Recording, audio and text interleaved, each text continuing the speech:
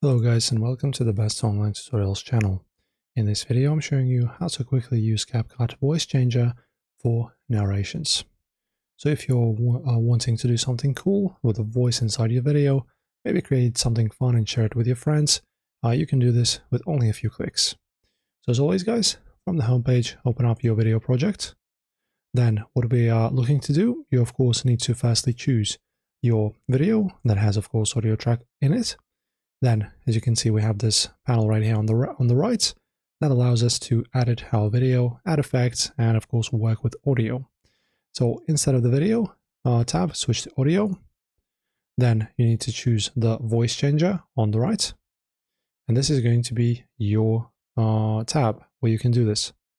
And now as you can see, we have the inbuilt voice changing presets inside the app, right? So the only thing that you need to do is just to click on it like this so that it downloads. And then if you want to add it, you just click on it and drag it. And then as you can see, you can just click on it. And when you do click on it, the voice will be automatically changed. If you want to bring it back to original, click here. It is going to process a bit and then bring it back. If not, as you can see, you have now this effect.